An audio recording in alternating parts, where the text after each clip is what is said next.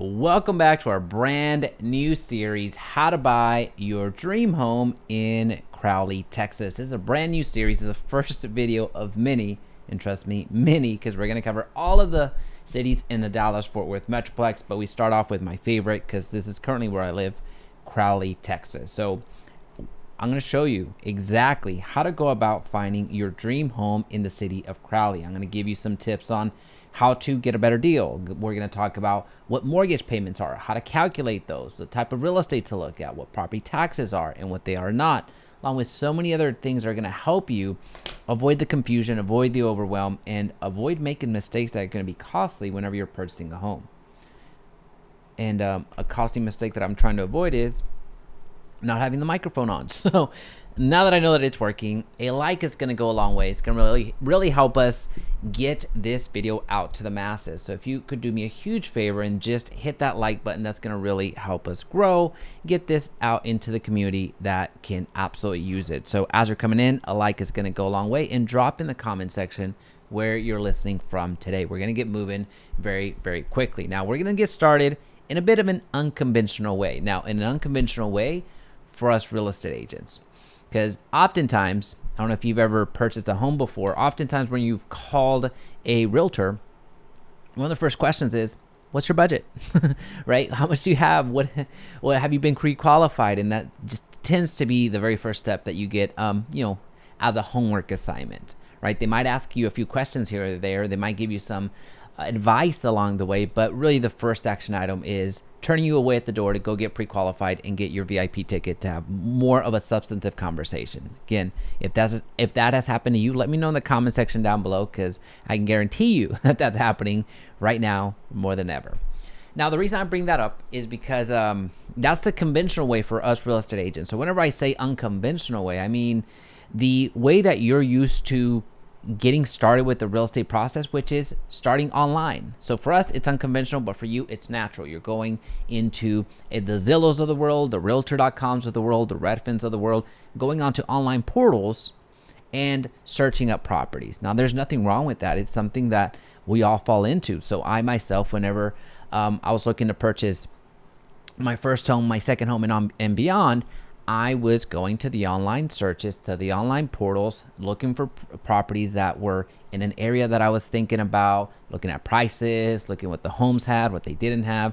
And that's more of the conventional way for you. It's a little bit unconventional for us because we're looking more at the budget consideration first, but that's why we're going to start really with the home search first. And I'm going to go as if I was purchasing myself. I would give you some things to consider along the way, so we can have the most substantive conversation, almost like a case study, almost as a look over my shoulder as we go and look at a community from a real estate agent's perspective, a professional realtor that helps buyers and sellers alike get into homes and get out of homes in a very, very efficient way. So with that being said, let's find that perfect home, that dream home in Crowley, Texas, and let's get going. All right, so we are starting off our home search. So while you may be going off in Zillow, that's totally cool. If you're going to Realtor.com, that's fine as well. But if you're looking for MLS access, direct access into the MLS, which is a multiple listing service where all of the real estate agents put their inventory, then this is where you're going to want to start. So this is my website, JaimeResendiz.exprealty.com. It's free for you to use. So this is where we're going to start. So right now I can tell that since we're purchasing in Crowley, there's about 136 homes available for sale with an average price point of $356. Now I'm going to talk about why that number is the way that it is at the moment, and then we're going to get going. So 134 averaging 100. I mean, it's not that different. So $357,000. So I'm going to click on that. And I'm going to look only at single family residences. Now, if you're looking for something else, if you're looking for a lease, if you're looking for land, if you're looking for condos, of course, you're going to select those. But for all intents and purposes, I'm going to leave it as is. I'm going to leave the rest as it is at the moment, and I'm going to hit search. And let's start talking about some considerations. So you might be new to the area, or you might have lived in the DFW Metroplex for 50 years, but you still have no earthly idea where Crowley, Texas is. I don't blame you. I don't blame you. I go to a running club, several running clubs at this point, I go to a running club right around here, and right around here, and notice that it's not that far from Crowley. But whenever they ask where I'm coming from, I say Crowley, and I get random looks. There's very little awareness of where Crowley happens to be. So again, I don't blame you. This is where Crowley is. One of the things that I look at whenever I'm purchasing a home, or I encourage buyers to look at whenever they're looking to buy a home, is where are you going to work, where are you going to do life, and what type of community do you want? So meaning where are you going to work? Well, that's important. Oftentimes, depending on your schedule, you're going to go into the office 0 to 5 times a week. It's, on average, that's what you're looking at. So where are you going to be working, which means where's your commute where's your commute? The second thing you're looking at is what activities, like what type of life are you looking? Where are you going to do life? Are you the parks person? Are you the going to restaurants type of person? Like, what does that look like in the community in terms of what type of neighborhood do you want to live in? So those are the 3 considerations that I ask our clients all of the time. So right here, just to give you a visual cue, to get into downtown Fort Worth, you're looking at, with 0 traffic, you're there in about 18 minutes from Crowley. To get into Dallas with 0 traffic, you're getting there in about 45 minutes. To get to the airport, you're getting the international one, at least, not Love, which is over here. You're going to get there in about 40 minutes with little traffic. Now, if you have moderate traffic, add 15 minutes to that. It can add up, right? So from a location standpoint, again, keep in mind where you're going to end up commuting to. Something else to consider, especially if you have to commute more to the north side of the Dallas-Fort Worth Metroplex. Can you handle the fees? Can you handle toll fees or let me rephrase that. Can you handle toll roads, right? So in the Dallas-Fort Worth Metroplex, most of the tolls are north. Most of the tolls are north. Now, there's a little stretch right here from 35 upward where there is toll, which ends up right around here through Alliance. And then you also have a toll road right in through here on 183. As you hop on 183, there's a toll road. Then you have 121, which is right here. And then you have 360 and where else are we going? 121 right here. And for the most part, Dallas North Toll. For the most part, you have about 5 toll roads to contend with. Now, the reason that I bring up tolls, even though you're way over here, is because if you happen to work over here in this region, or you happen to want to do life over here in this region, then be prepared to get on the toll roads most likely, right? So again, location is something that you really want to look at considerably. Now, let's look at Crowley from an overview perspective. Just look at some major numbers that will help you at least understand the feel for the area, and then we're going to get right into the real estate conversation, which is where I want to spend most of our time. So in Crowley, the population in 2022, which was about 2 years ago, you're at a little bit over 18,000. As you can see, there's growth, and now with all the new construction that's going on and all the new just development that's going on, trust that this number is going to continue to grow. So that 2.31% is not going to stay there forever. You're going to look at 5% growth in a conservative number, because Crowley has a lot of room to run and also has a lot of new construction to follow it. So the growth in Crowley is going to continue to go bonkers. What I like to look at here when it comes to the median age is it gives you an idea what type of I guess families are in the area. So typically here you're looking at a younger family. There's several reasons for that. It could be that it has a lower price point than surrounding areas, which it does. And you're going to see that in the percentage of homeowners that are in Crowley. But this is just a number for you to start indexing in the back of your mind to see what type of the age bracket that you typically find in this city. So you're going to have like a city like Addison as an example, which is North Dallas. Well, that one skews much younger. We'll go into some more index numbers here shortly. Poverty rate 6.28%, which is a decrease. And you have the median household income about $88,000. The median property value is $219,000. So this is 2022 numbers, and this is a median number, which is typically going to be a little bit different than what you're going to see from the average that you happen to have right now, which is what you saw here. About 350 something was the average price point in the homes right now. So yes, there has been a growth, and as you can see, the 2022 growth rate was huge. 25% rise in 1 year. Now, it didn't rise that much from 2022 to 2023, or at least this amount, but it did rise. As you can see, now we're in the 357,000 for sale right now. All right, so I want to show you, those are just baseline numbers, just some overview numbers that are interesting to kind of see and start indexing for your home search as you get going. One of the things that I really wanted to spend some time with before we get into the real estate part of the conversation is this. This gives you so much information, and I really like the way that they presented it. And I will link this down below so you can start searching on your own, because numbers do change all of the time. I just want you to have real life information and real-time information wherever we can find it. All right, so we already have this, and this is so we already have the median property value in Crowley being $220,000, which is outdated. And so we're not even going to look at the national average, because this too happens to be outdated. The national average right now is like 370 something. Between 2021 and 2022, the median property value increased from, property value increased from this to this, which was a 25.8% increase. Again, from 21 to 2022, what did we have? We had the lower interest rates, like drastic historic lows that absolutely skyrocketed the real estate industry just straight up. Now, from 2022 to 2023, that did not happen. It was still an increase, but it wasn't that drastic. The information that I want to share with you, or the details that I want to share with you, is right here. The homeownership rate in Crowley is 72.5%, which is approximately the same as the national average of 64.8%.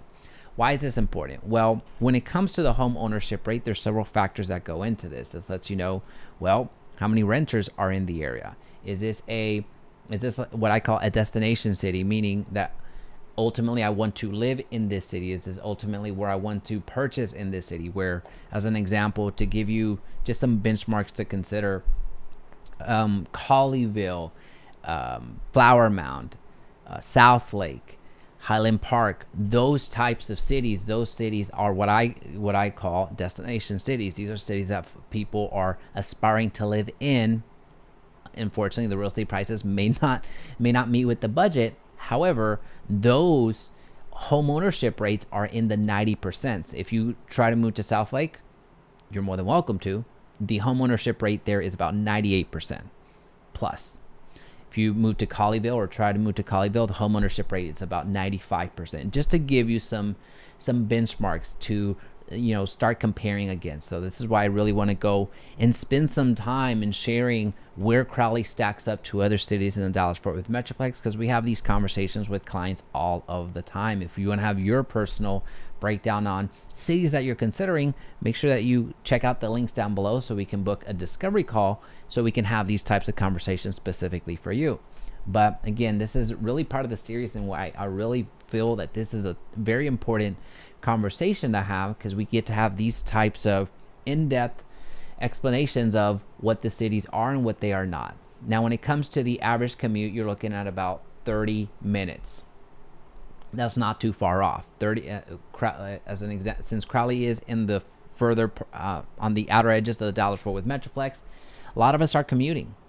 A lot of folks in Crowley are commuting to the Fort Worth of the world, more on the Tarrant side of the town. Yes, there are going to be Dallas people that commute to Dallas, but there at that point you're looking more at a lot of those individuals tend to actually move to Dallas, because getting on I-20 or getting onto I-30 becomes burdensome, right? So if you're having to get onto 20 or to 30 or 183 to get to Dallas, you can only do that so much before you call it quits. So the 30-minute commute, this is towards the higher end of the equation when it comes to the average commute time. It depends on where you work. It depends on if you work from home, if you are commuting to the office. But this is about average for a suburb that's out of town. Like if you are in the thick of the Dallas-Fort Worth Metroplex, there your average commute is going to be roughly from 20 to 24 minutes. Notice that it's still pretty high in, you know, if you're comparing it against a smaller town, but anywhere that you try to get to the Dallas-Fort Worth Metroplex, count on at least 20 minutes to get anywhere. Now, Crowley has Crowley car ownership in Crowley is approximately the same as the national average, with an average of 2 cars per household. You need a vehicle. If you're gonna live in Crowley, you need a vehicle. There's no way around it. Yes, Uber exists. Yes, Lyft exists. Yes, all that fun exists. But at the end of the day, you do need a vehicle to get around. Public transportation out here is non-existent. And if you are looking at having to use Lyft or Uber to get wherever you're going, it's not going to be very feasible. So a lot of the individuals that are looking to have more of a walking lifestyle, biking lifestyle, or cycling lifestyle, or just a lifestyle that doesn't really revolve around getting into a vehicle, then you are looking at moving into areas within Fort Worth. Most of the time, right through here, through Montgomery Plaza, you see a lot of those. Typically, a lot of young professionals, a lot of individuals that want to be out on foot or want to be not as prisoners to the vehicle. And then same, of course, just like with any downtown area, you can find that there as well. So again, Crowley is not a commuter town, commuter city. In fact, very few cities in the Dallas-Fort Worth Metroplex actually are, did I say commuter? Are, what do you call those? Cities where you don't commute as much, if you will. How do I... Okay. Let's see here. I want to show the entire screen here.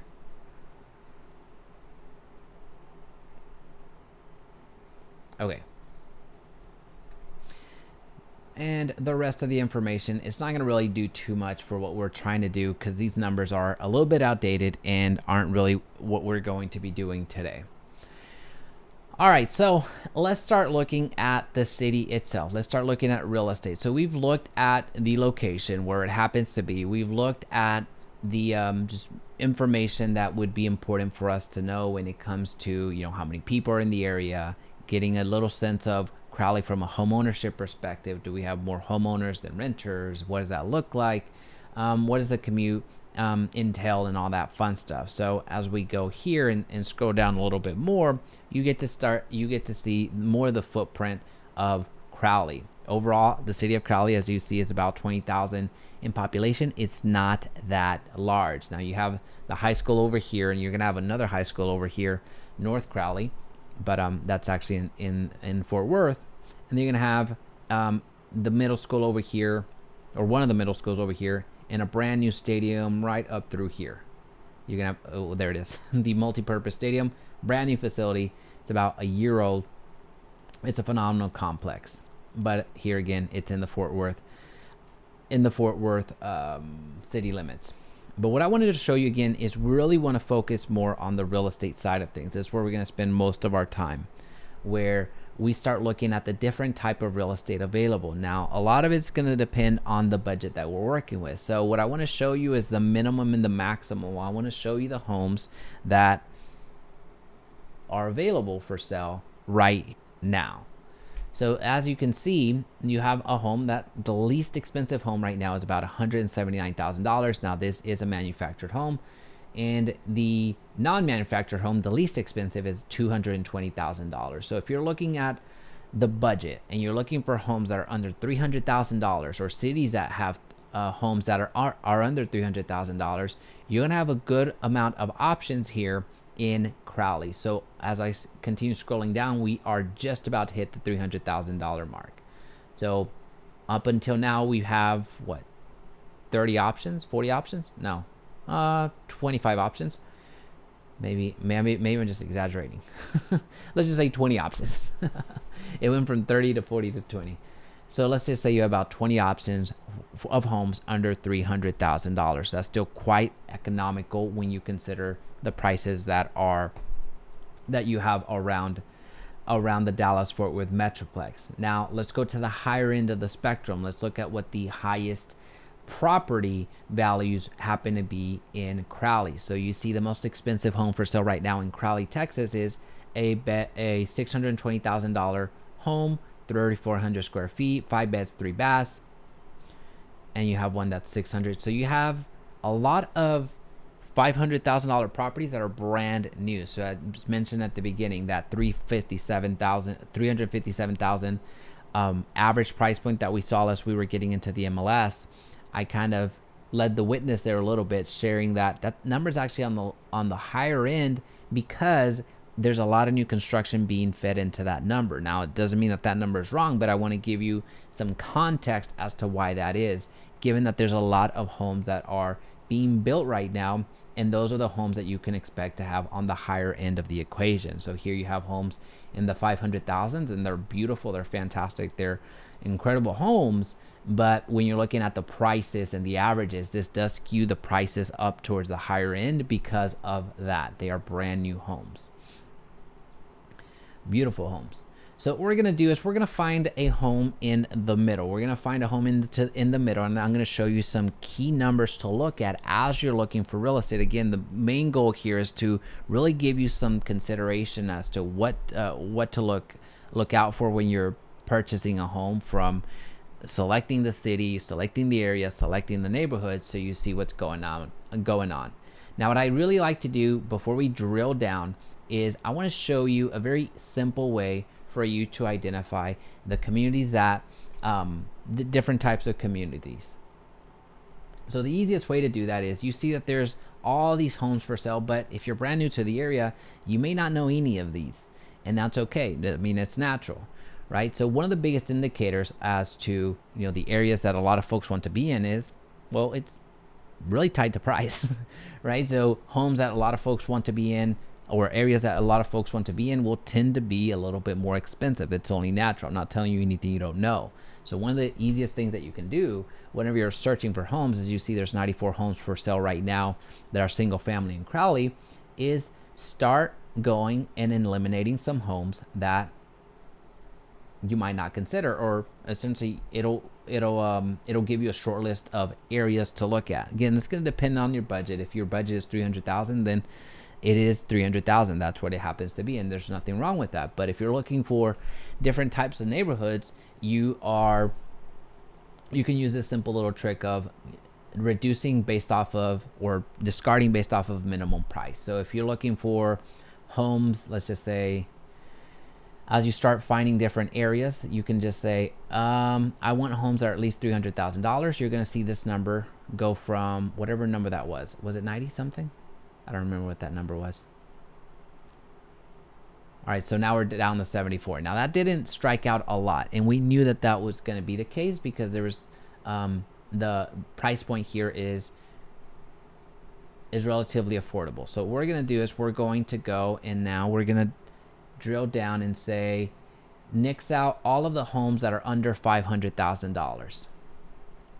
And we're going to apply the filters, and you're going to see this change drastically. So now you have a few areas. Now it went from having a lot of homes sold through here to having a few amount of homes. So over here you see that there's a little pocket of homes, which I know exactly where this is at. It's right north of where we happen to be. So you have new construction, right? So these are homes that are being built. So if you're looking for new construction, or you're looking for a community that has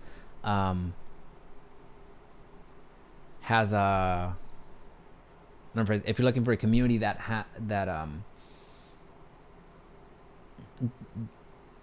if you're looking for a community that you're ultimately looking to that you want to be in, that the price is just a very simple way. Of course you're going to want to drive these areas. Of course you're going to want to do some additional research, but this is a very quick and dirty way for you to see, is this community something that I want to be a part of based off of the prices. So you nixed out all of the homes that are under $500,000, and it just gives you the pockets of homes that are above that. Now, I'm not suggesting that, hey, you just go out and spend the most amount of money possible, but this just gives you a good indicator of the communities that tend to sell on the higher end. So here you see that this community is on the higher end, and based off of the pictures, it kind of makes sense. right? So just a very brief overview. Now, another trick here is, I'm not trying to get you to go out and max out your budget. That's not what this is about. I just want you to have just some very simple ways for you to discard areas that you might not want to consider, or that are not within your plan. Now, let's just say you have a budget of $300,000 to $400,000 as an example. You of course apply the filters there, and then start looking at the different areas that the communities show up in. So here you have a lot of options, so including up to the new construction area that we were in earlier. So maybe you want to be in an area where there's new construction, which is up here, which after you click through, you're going to see very evidently. Or if you want to be in a more established neighborhood, you're going to find it down here. Find it down here. There's another new community, depending on your style, depending on where you want to be. So this is a more established community, and that's just a very simple way for you to start discarding communities that you might not want to consider. Again, we started off broad, we started more macro. Hey, is this an area that I want to live in based off of the location? What's the commute like? Does it have the type of population? Is it, what average price point are we looking at? Now we're in the actual city. Now we're trying to nix out communities that we might not want to consider, right? So if, as another example, is if we need to be close to parks, well, the easiest thing to do is just go around the parks, right? But I start off with the price point because that's typically one of the biggest indicators of where we want to be or where we don't want to be. All right. So now what we like to do here in this brand new series, what we're going to do is we are going to choose, actually, we're going to choose one of these. This is fine. We're going to drill down and we're going to select a property, and we're going to analyze the property as if we were going to purchase it. So we're going to go through and we're going to look at a property together, see where we want to purchase.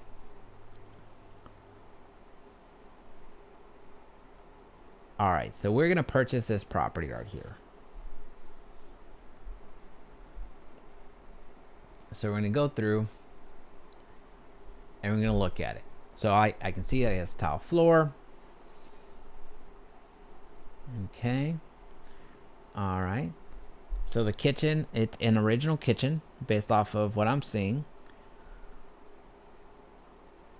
There's a lot of cabinets. So a lot of storage. That's good. I like this little open area. You have gas. It's a gas community. It's a good size. A lot of folks enjoy having island kitchens. This one does not happen to have an island, but that's okay. So you have tile, and then you have some hardwood over here. So you have tile in the dining, and then you have hardwood over in the living space. You have formal dining right there. So there's going to be a 2-story. You see that right there. And one of the things that I immediately look at is there's a bedroom over here, which is most likely going to be the primary. Now, in newer homes, and new homes that are getting built right now, you're seeing more of larger homes. You're typically seeing 2 homes in the first floor. And why is that the case? Well, oftentimes whenever you're buying a bigger home, you're looking for that primary bedroom to be downstairs, but you might also want need your parents to live with you, so your older parents, so you can't have them go up and down going up and down the stairs. Now, I know that whenever I purchased my home in Carrollton, this was a few years ago, it was a 4,500 square foot home, and you would think that one would have 2 primary or 2 bedrooms downstairs, but it only had one. It only had the primary one. So I purposefully, even though my parents weren't coming to live with me, they do visit, and I did not want them going up and down the stairs with the home that I purchased. So unfortunately, it was 1 bedroom downstairs, and there was, how many bedrooms were upstairs? 3 bedrooms were upstairs, and the movie theater and all that fun stuff, it was upstairs. So there I had a compromise based off of what I was looking for. But again, just some observations as we're going through and seeing this home together. So you can have,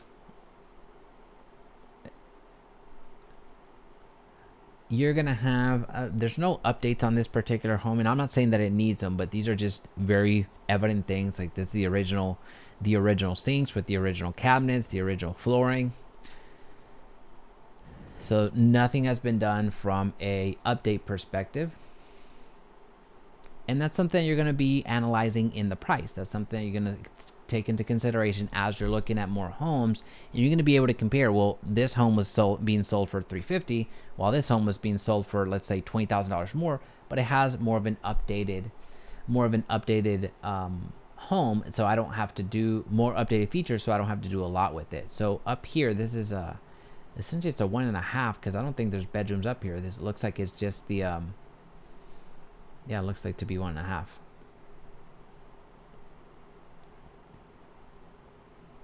Two-car garage, big lot. We have a big lot. This must be a quarter of an acre. You have a little storage unit. Then you have a little pergola, and you have some power lines right there. Just some very quick. You know what's interesting is that this has brick all the way through, except for the side, for the back, and that's okay. What I'm used to seeing is more siding on the side as well. So that's interesting. Oh, there it is. There's the siding. So yeah, this is in a cul-de-sac. So typically in a cul-de-sac, you're going to see a 0.2 to 0.3 acre. So what's that? What's that? 1/5 of an acre to 1/3 of an acre. Typically is what you're going to see in a cul-de-sac. Good spot. I like that. I like this area. And good visuals too. I really like this one. Cool. All right, what a cool looking house. All right, so now that we've done just some visual observations, let's look at some key numbers real quick. Let's look at some key numbers. Most of the information here is, well, actually, all this information is going to be available to you if you click on the link down below, and also just go to jaimeresendiz.exprealty.com. So I'm not going to go line by line. I'm just going to point out some key numbers that are often overlooked, either because we do not know that they exist, or we just we care not to look at them because they become painful. And of course, I'm alluding to property taxes. So property taxes is something that we need to look at, and I'm going to show you where to go to calculate this property tax number, because it's going to be a real thing. One of the things that happens whenever us as real estate agents take a listing, well, the property taxes, that is something that gets updated based off of what was paid historically. Now, what was paid historically doesn't necessarily mean doesn't mean that that's what you're going to be paying. That just means that was being paid historically. What does that mean? That means that if a homeowner has lived in that home for 1,000,000 years, and they're selling their home, and they've applied a homestead exemption to that, they've protested their property taxes every which way. They have a 65 plus senior citizen tax exemption. They've applied so many different exemptions that are completely legal. They're totally normal, that I encourage every person to take advantage of. Well, the taxes that they're paying is going to be radically different than the taxes that you're paying. So while this number says $7,200, and we do a little brief calculation real quick based off of the market value, which is not really the technical way to do it, but or the correct way to do it, but I'm just going to do some rough math real quick. Based off of the assessed value, I'm going to do 7,200 divided, let me rephrase that, based off of the market value. You're looking at about 2%. So this that number is not going to be necessarily the number that you're going to actually be paying. So the easiest thing to do is just going to go to Crowley, Texas property tax rate, and we're going to go to the Crowley, Texas, directly to Crowley. And Crowley does a phenomenal job. I love the way that Crowley presents it, because it gives you the actual taxes that you're paying. It gives you the actual taxes that you're paying. So here you see the city, the ISD, the county, the hospital, and then although it doesn't show it, this is the higher education one. So I don't know why it doesn't show it, but this is the higher education tax. So it should show it right there. Those are the up to five elements that you're looking at. So you have, again, the city, ISD, county, hospital network, and the higher education. So ultimately you're paying a 2.35% in taxes. So if I wanted to do a worst case scenario, I would take that 0.0235 and apply it towards the market value. Worst case scenario, I'm just going worst case scenario. So if I apply that to that value right there that you see on the screen, property taxes is $8,600. Now, why do I say $8,671? Now, why do I say that this is a worst case scenario? Well, because this is market value. Oftentimes, whenever you are paying your property taxes, you're not paying market value. You're paying assessed value. Now, if we had a little bit more time, I would go to well, let's go into it right now. Actually, I don't want to. Let me see how much information that shows, because I want to, show everybody's business, right? Let me see if I can just blur out or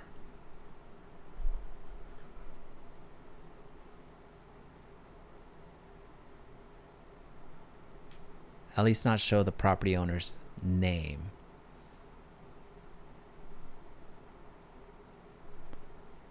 Yeah. Okay. Okay.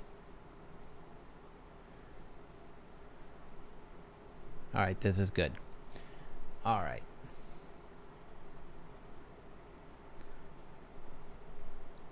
And if you're finding value in this, and give me as much feedback as possible. Let me know in the comment section. Hey, you're showing too much or showing too little.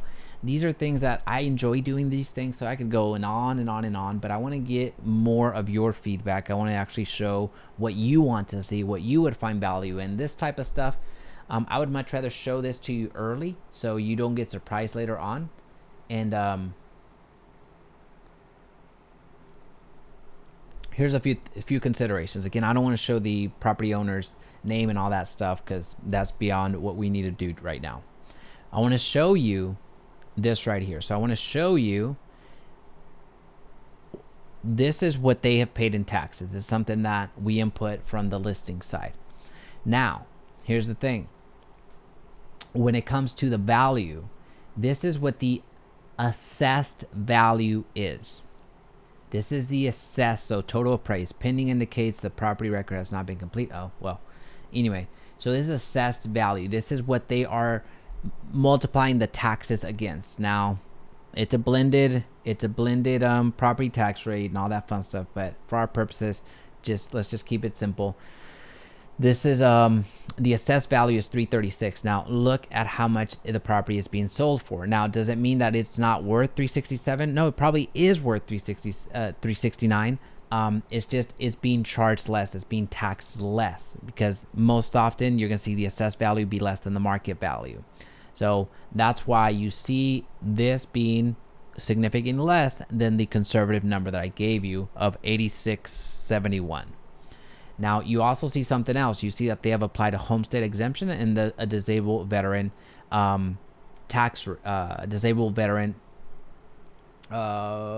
exemption, right? So there's some additional exemptions that you may not have access to because why? Well, maybe you're not a disabled veteran, and well, the homestead exemption you're going to get anyway once you apply it. So just something to consideration, just something to consider, because the taxes that you see here aren't going to be really the taxes that you pay. So that's something I want to call out. The second thing that I like to call out is if there's an HOA in the area. So we have HOA fee frequency is quarterly, and we usually put it in here, but we have not put it in there. Now, this is not my listing, full disclosure. This is a listing of the individual, whoever this happened to be. And they didn't put it in here. Okay, no big deal. No big deal. All right, so the HOA part is what I wanted to show you, but that's okay. We don't need to get into that. Now let's start looking at some numbers though. Let's start looking at purchasing this property because we wanted to buy this property. We're through with that. We wanted to buy this property and we wanted to offer full asking price, $369. So we're going to go and we're going to use estimates based off of Texas. And then we're going to buy this house for $369,000. Now, this loan clarity tool is linked down below, but also you're going to want to go and check out Win the House You Love by Kyle Seagraves. He's the individual that created this tool that is going to be super easy for you to use. It's a tool that we use here in-house so we can make our breakdowns a lot quicker when we have our buyer discovery calls with our clients. With property taxes, we already know that the property taxes in Crowley are a little bit higher than the national average there. So it's 2.35. So we're going to get a little bit closer to that. This one, I always have to be a little bit careful. All right, so I'm going to put at 2.25. That's going to be close enough for our purposes, but just know that this is this gives you at least a good ballpark to choose from, as opposed to just leaving it blank or leaving it at the default, because again, the property taxes in the state of Texas are on the higher end, and we just need to be mindful of that. All right, let's keep going. The homeowner's insurance, just leave it as is, 0.75% of the value of the home. So here your monthly your monthly premium on your home insurance is going to be roughly $229, and the HOA, we don't know what it is. We can assume that it's going to be an amount because it said quarterly, but for our purposes today, we're going to leave it blank. But yeah, just know that there is going to be an HOA. We just don't happen to know what that amount is going to be. Now let's go look at our different loan options. So I'm going to add an option here, and I'm going to add an option here. I'm going to go conventional, then I'm going to go FHA, and then I'm going to go conventional 20%. So I'm going to go conventional 20, and I am going to go to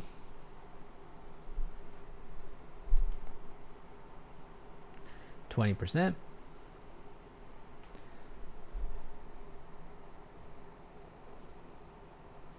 Now, here's the thing. When we get a conventional loan, the minimum down payment that we can get is 3% down. So that's the minimum down payment that we have to put. Once we get an FHA loan, the minimum that we put down is 3.5%. Now, option 3, we're going on a conventional 20%. Now, we're putting 20% down so we can visually see what that would mean in terms of long-term, how much you're ultimately paying for this loan. If you have 20% down, which amounts to about $74,000, great. If you don't, well, you don't. And that's the reality of the situation. That's completely okay. You can purchase a home for less than 20% down. The one thing that we do want to make note on that is if anytime that you're buying for less than 20% down, meaning if you put less than 20% down, you're paying mortgage insurance on that. And you're going to see what that looks like in real hard costs right now. All right, so our interest rate. The interest rate that we are getting right now is based off of what the mortgage rates happen to be doing. And here at the time of this recording, they had a significant drop. Now, it hasn't been registered here yet, but it's something to be mindful. All you have to do is come over here and get an estimate, if you will. It's not going to matter too much here. We're just going to shoot the middle because we're going to use this number for both. And we're going to say our credit score is about average. So we're going to go with 7.39. 7.39. Now, when you're buying, hopefully it's much less. I really hope that it's much less for you. But if it's not, then it's not.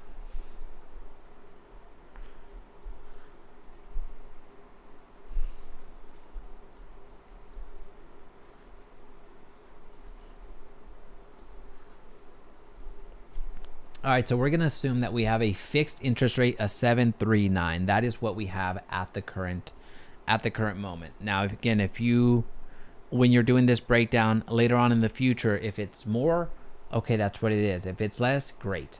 But this, again, all you have to do is just go to Google and find what that number is. Points. What are points? Points are where you are paying an additional amount to lower your interest. So essentially, a point is going to cost you about 1% of the loan amount. So if you're borrowing $400,000, 1% is going to be $4,000. You're buying a point, and a point can reduce your interest by 0.5%. I'm sorry, 0.25% to 0.4%. It just varies. But essentially, when you're buying down points, you're buying down this interest rate. Another way of saying this is you're prepaying interest is the best way to say it. You're just paying ahead of it. And we can probably do a calculation on that in the future. But since this is the first part of this series, we're not going to have enough time to get into that today. All right. So what does this do for us? So we're not going to buy down points. We're not going to worry about lender fees today. We will in the future, but today we're just going to leave them as is. It just gives you a good way for you to compare the fees based off of the different lenders that you might be shopping around. Excuse me. Wow, I'm already yawning and it's 4. It's not even late. All right, so the monthly MI is being automatically calculated at a rate of 0.55%. So the monthly mortgage insurance, as mentioned, if we put less than 20% down in any one of these products, we're paying an additional mortgage insurance, which essentially is a fee that the lender assesses us. So in the event that we default, they have recouped a bit more of their expense, a little bit more of their liability. All right, so no, conventional loans only allow less than 5% down if you're a first-time home buyer, you haven't been able to title a home in the past 3 years, or you are using a home-ready, home-possible conventional loan. So basically, if you are a first-time home buyer, you're going to be eligible for the 3%. If you're not, then you're going to be looking at 5%, which is traditionally what I see more often than not, 5%. But I just want to show you the minimum so you can see what that looks like. You only need to enter the lender's blah, blah. Okay, so we don't need to do that right now. All right. So with that being said, let's keep it moving. We're not going to factor in additional payments. That's not going to be what we do. And you're going to see in a matter of 10 years, so this is a little sliding scale. It does a calculation for you. It's a phenomenal tool. Again, you're going to want to check out the link down below and also reach out to our friend Kyle Seagraves at Win the House You Love. So just go to winthehouseyoulove.com and go to the tools, and you have access to this loan clarity tool. All right, so based off of this, you see that the lowest cost loan at the end of 10 years is going to be the conventional 20% down loan, which saves you $71,000. Now, at face value, you're thinking, well, hell, why wouldn't I go to the conventional 20% down? Well, maybe we don't have 20% down right now, right? So if we need to wait for us to be able to get the 20% down, which amounts to about $73,000, at that point, homes are going to be more expensive. At that point, it's, it might not be feasible, right? So I'm mindful of that. It's something that I'm not overlooking. It's just something that, so you visually see what it ends up being. So and it even says it right here. So the cheapest loan isn't always the best option. Also consider the upfront cost, monthly payment, which lender is more trustworthy. But either way, you will save $71,000 over 10 years if you choose the conventional 20% down compared to the most expensive loan, FHA. So if you go down the FHA, which is going to have more fees, which is going to have a higher interest rate most of the time, or I shouldn't say most of the time, some of the times, then you see that over the 10 years, you're spending less. Now, what does that look like in a 30-year cycle? You're spending $145,000 less. But also keep in mind, on a home that's $300 and something thousand, well, look at how much you're spending lifetime, right? I'm not saying don't buy a home. This is the business that I'm in. But what I'm saying is, it's understanding where these numbers are coming from, where they're going, is really a valuable tool for us to have in front of us so we don't lose the plot. Right, so let me keep it at 10 years, because by year 10, you're either converting this property into an investment property or you're selling it to move to another property. Now, here's the loan cost breakdown. So the finance, mortgage, insurance, that's going to apply to the FHA. So FHA, you're going to have a 1.75% fee, basically, and that gets financed. So you're going to be paying for that FHA loan. That come heck or high water, that's the amount that you're going to be paying for. On top of that, you're going to be paying mortgage insurance, and this is something that you pay monthly, right? So then you have finance, mortgage insurance, that's going to apply to the FHA loan. Monthly mortgage insurance, that's going to apply to the conventional loan up to when you become a full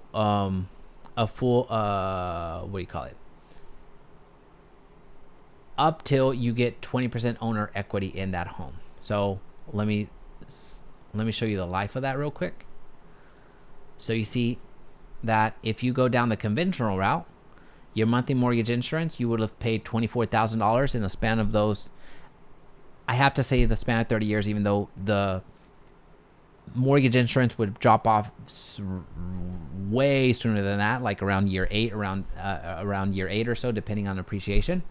So here, you're going to see that it drops off, and you're going to be paying ultimately $24,000. The FHA, the mortgage insurance, does not drop off. You're paying that fixed amount, that 1.75%, but you're also paying this monthly, right? So that never drops off. So that's where the cost goes into that particular loan. Now, in interest, this is how much you would be paying. The lender fees, you would need to add the lender fees. If you buy down points, you would need to add that as well. But at the end of the day, this is what the total cost of your loan would end up being. And this is where we get the number of, well, how much do you save over the life of those 30 years? Well, it's $145,000. You see that for your interest, you're paying more, well, about $100,000 less than your FHA right there, which is a significant amount, as we already know. All right. I'll show you the investment calculator, even though we're not going to spend too much time with it. In fact, we're not going to spend any time at it at all. But I just want to show it to you because it's there. All right. So monthly mortgage, monthly payment here. I want to show you something real quick. So take a look at right here. Take a look at the MI. And then I'm going to show you that here at year 4, you're still paying mortgage insurance. And then around year, this is a conservative number, by the way, around year 13, which again is a conservative number, the MI goes away. And this number never goes away. You're continuing to pay mortgage insurance. So let's just show the year 1 number, because that's what's that's going to apply to everybody. This is what your monthly payment in year 1 is going to look like. You are paying pennies. You are paying pennies towards your principal at the beginning. Most of the payment is going to go into your interest, and that's regardless if you have a conventional loan, an FHA loan, a VA loan, a USDA loan.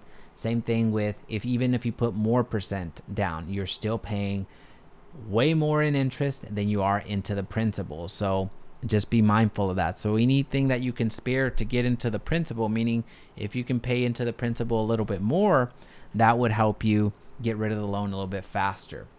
In taxes, this is what you're paying for. So about $700 monthly in taxes. Keep in mind, that's why it's so important for us to go and find the actual true tax rate so we can add it in here. Now, don't fret. This is a conservative number. It's most likely going to be less than this, but I just want to give you and prepare you for this type of information that you're going to need. Homeowners insurance is going to be roughly $229 a month. Mortgage insurance, $179. Now, if we have an HOA in Crowley is going to run you anywhere from $300 to $500 of an HOA per year, not per month. And that's also not factored into your monthly mortgage payment. That's something that you pay at the beginning of the year. And then any extra payment. So essentially, your total monthly payment, if you purchase a home, what's this valued at? I forgot. $369,000 at the rates that we've been talking about, with the numbers that we're talking about, you're looking at a monthly mortgage payment of $3,500, and on a conventional side, a little bit of just shy of $3,600 from an FHA side, and just under $3,000 if we would have put 20% down. So just giving you the comparison, right? Now, if you want to include the utilities and maintenance, you can absolutely do that. This will give you a really good estimate of what that looks like. But just so you see it, sorry.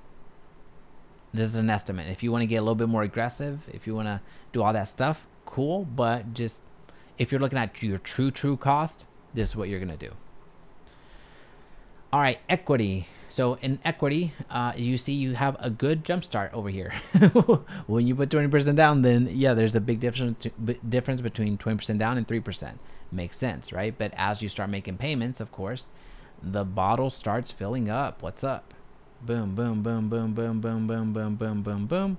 And then ultimately you pay it off, right? That's cool. Now that would be cool. But let's go back. All right, so that would be the equity number. Oh, let me show you a little bit more.